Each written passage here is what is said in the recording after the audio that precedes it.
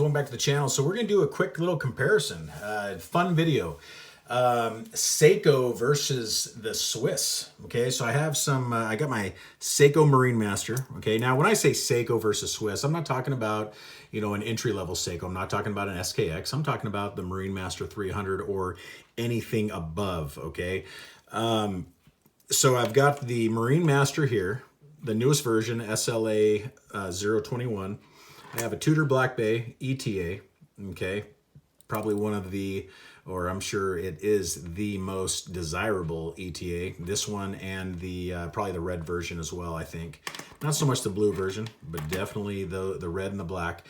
And then I have my 22-5450 Omega Seamaster, which is a very desirable model as well, which they don't make anymore. So, and the reason why I'm doing this versus, I just want to show you guys what you get. Oh, and the Breitling, which I have not done a full review yet, but I will kind of compare on this one. I'll throw this in the mix. This is the newest 2019 release Super Ocean 42. But the reason why I'm doing this video is because I'm showing the difference between Seiko finishing, Tudor, Omega, and Breitling finishing. So Swiss compared to Seiko, Swiss compared to Japanese.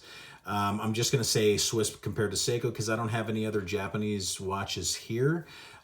This is all I pretty much have for Japanese, which that's pretty much really all there is, in my opinion, would be Seiko. I mean, it's a huge company, and they do it probably the best because everything is in-house.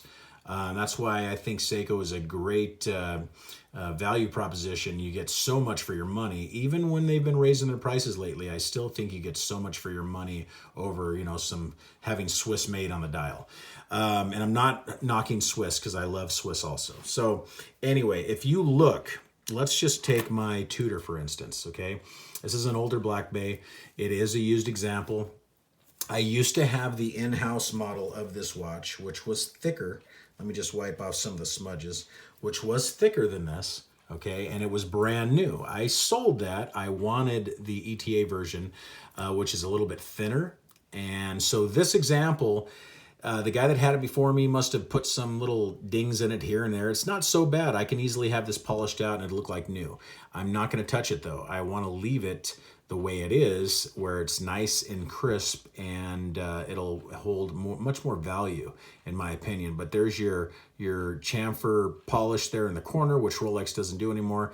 There's their style of brushing, which is decent. It's grainy. I like that graininess, and I will show you the graininess of the Seiko and how they do it.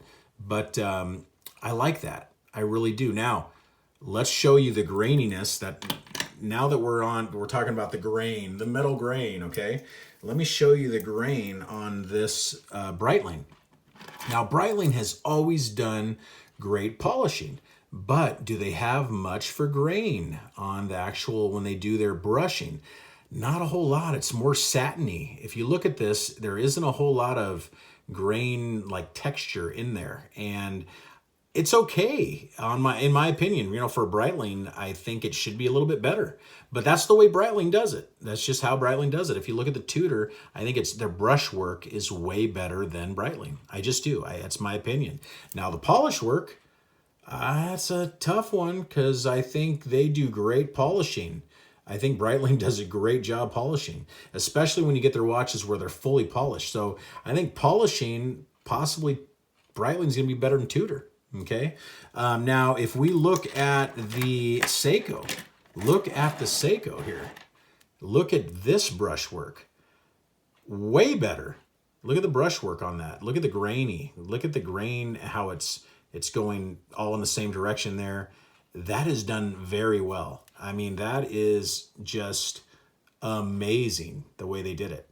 That's as good or better than Rolex, I think.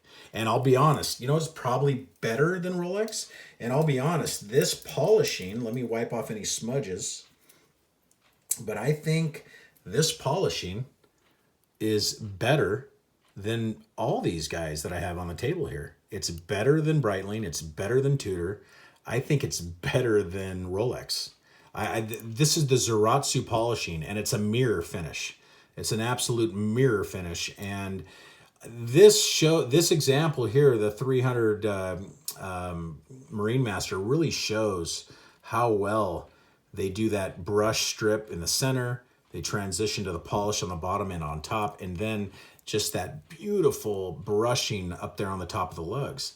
And they brush better than the Swiss, I think, at this price point.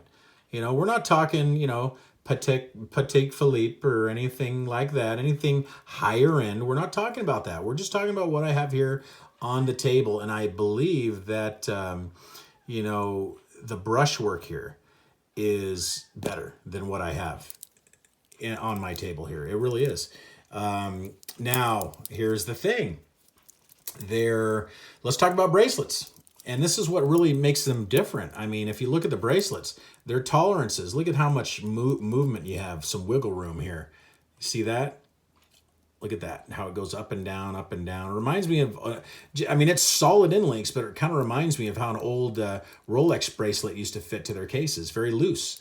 Now, maybe they did this intentionally, so it maybe fits better, has some give. Now, if you look at something like, let me put this down, you look at the Breitling, I mean the Tudor, it's super, it doesn't move, it's super tight. So their tolerances are way better on their bracelets. Okay, and you have screw-in links, which you don't have on the Seiko, but I think they do their bracelets better on these. Even the Breitling, there's no movement. It doesn't move anywhere.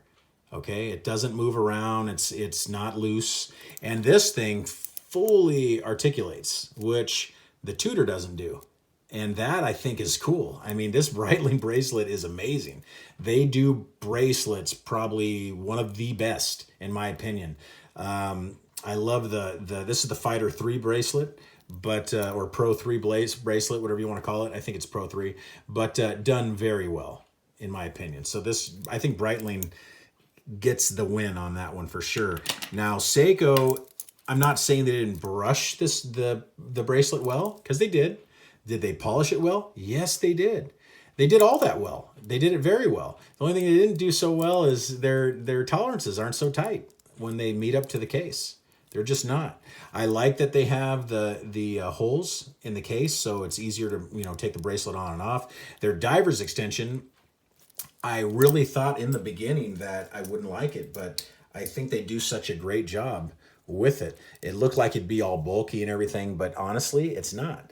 And if you do this motion there, that's how you get the adjustment. So if you want, you know, over a wetsuit, whatever, your wrist swells, you can just adjust that. But it's super easy to use.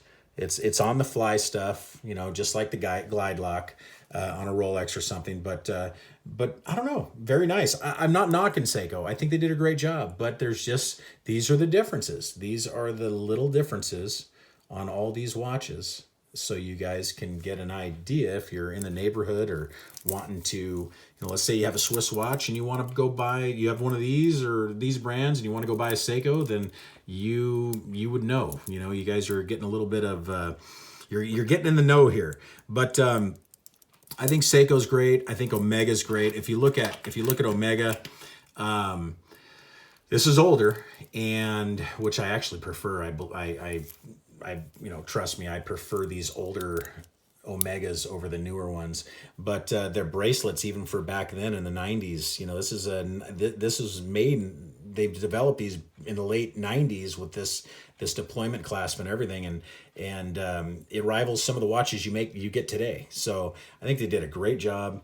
The case on these, I think Omega does a great job with their polishing, their brushwork. I think they do a great job on all of it, honestly, on Omegas. I really don't have any complaints on the Omegas with the way they polish and brush their cases. Their bracelets are nice too. I wish they used screw-in links back in the day, but they didn't. These are pins, but nice, very, very nice. I can't knock it. And I think the newer Omegas, same thing. They've always had great finishing.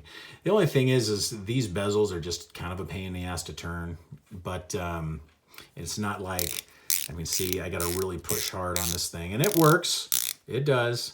But I'd like to have, you know, a coin edge bezel. It's just so much easier. If you look at something like the Seiko, it does. And it's very nice and easy to turn.